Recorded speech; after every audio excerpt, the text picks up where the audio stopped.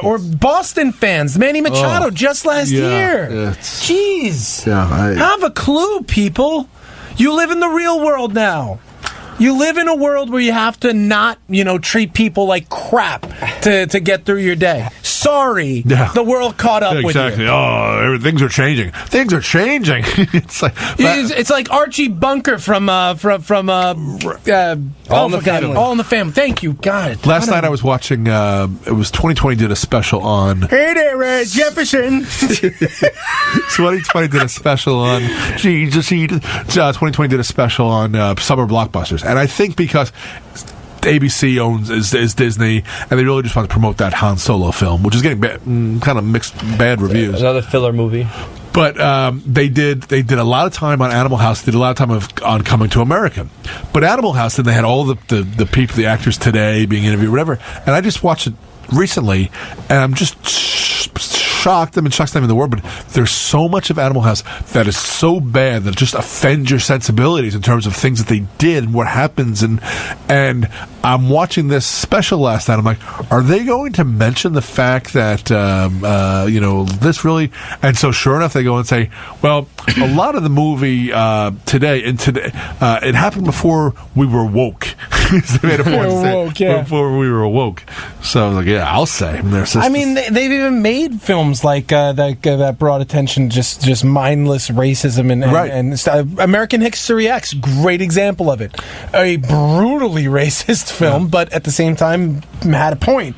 But it's not uncommon to still find people who think this stuff or feel this stuff. Just the whole, even like Revenge of the Nerds, the whole premise of what goes on. Bullying. Yeah. That was the first movie about bullying, but not only that, no one noticed it. With the mask, the Darth Vader mask, she thinks it's Stan Gable, and it's really the nerd. And that's actually a crime. That's what happens when they hook up. But he's so good, it's okay. It's like those nerds really know that's all they think about all day long. They don't think about sports.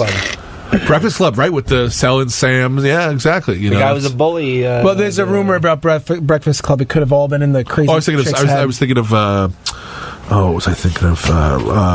16 Candles. Yeah, 16. Even the girl's drunk and everything. Anthony, that's a crime. The things that she wakes up with. That's what it is. That's the crime. Absolutely. So, I mean, things are a different kind of thing. Morgan Freeman got in trouble today.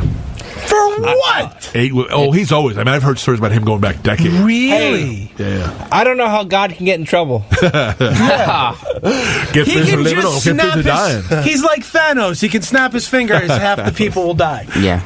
Thanos. Is this a Fortnite thing?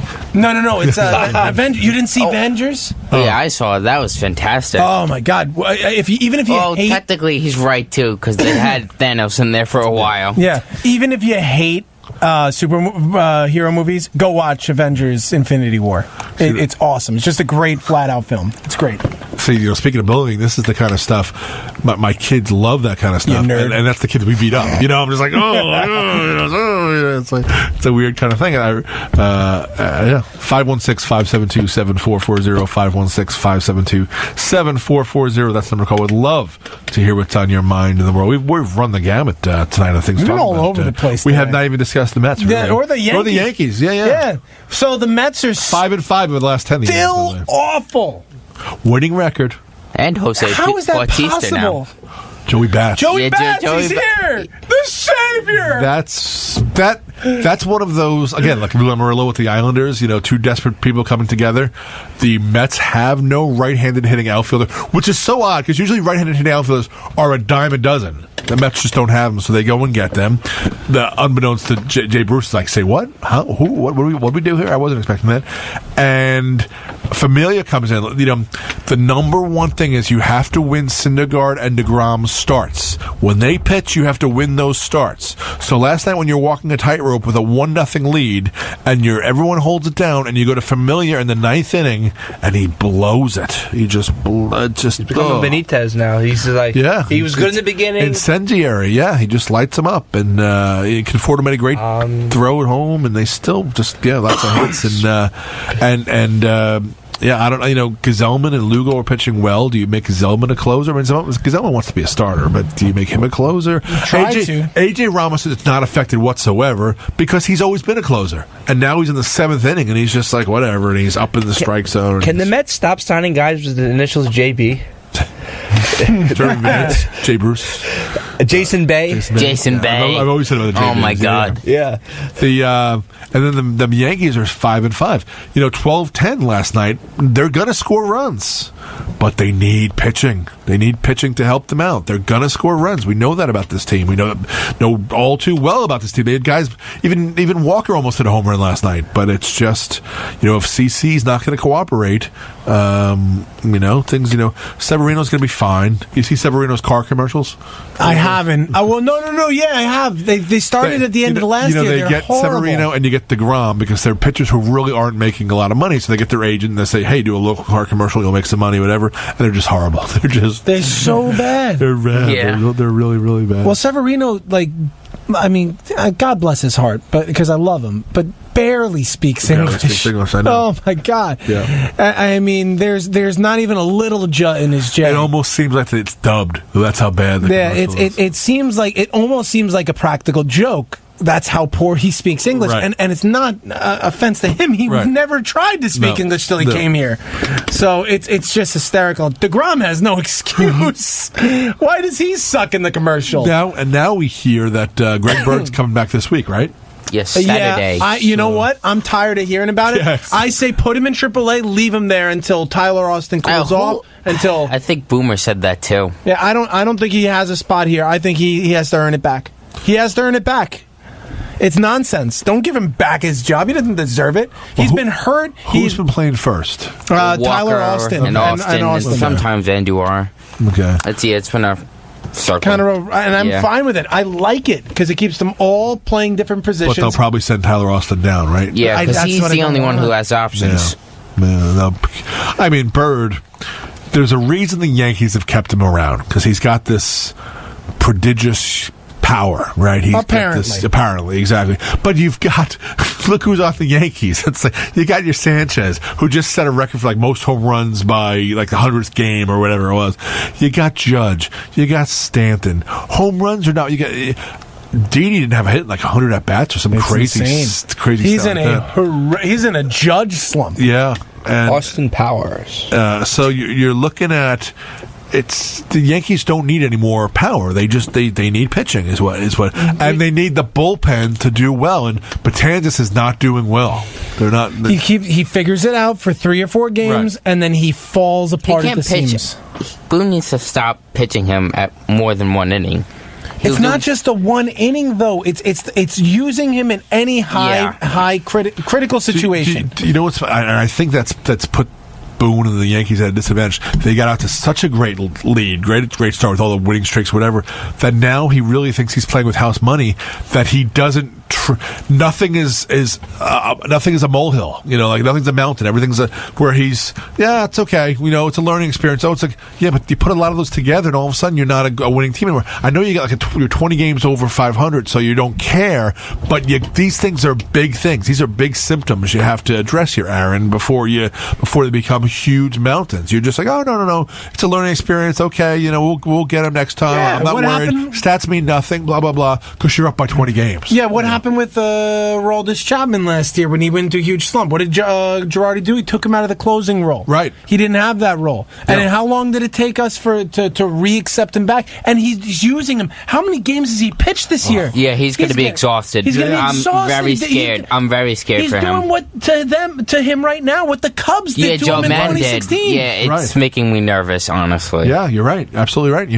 And there are good periods where you'll put a reliever on the DL just to save him and to save your manager, because you are going to overuse that crutch. There was when Bill Parcells was coaching at Army, Bobby Knight was the head coach of the basketball team, and there was there had been the coach before Bobby Knight. Bobby Knight coached Mike Krzyzewski at Army. That's how it all goes together.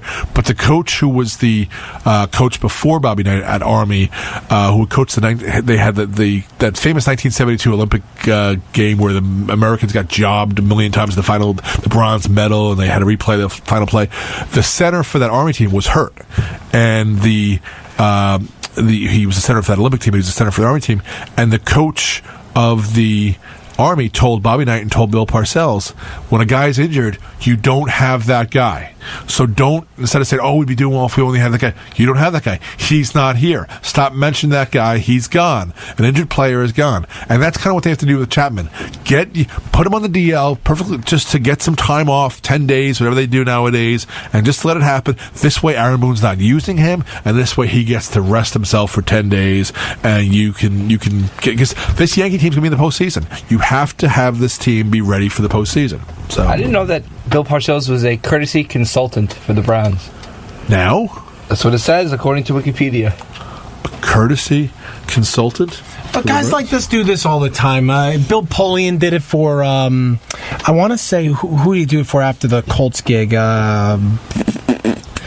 I actually think it was the Jets. I didn't know that Bill Polian was a New Yorker. Jets. He went to Power Memorial, which is my dad's alma mater, and Lou Alcindor's alma mater. Bill Polian. Oh. Yeah, he was a special consultant to the owner or whatever it was. Yeah. I think it was either the Jets or the Giants. I'm pretty sure it was the Jets. So Parcells is getting paid by the Browns right now? Yeah, I think so. Yeah.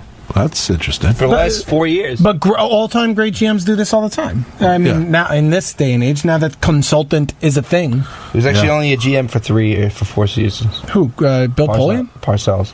Oh, Parcells. Yeah, well, I mean, he was the GM for the Jets. Yeah, that's it. Interesting. That's fair, yeah. Well, then Belichick resigned as the HC of the NYJ while he was on his one-day contract. The treadmill.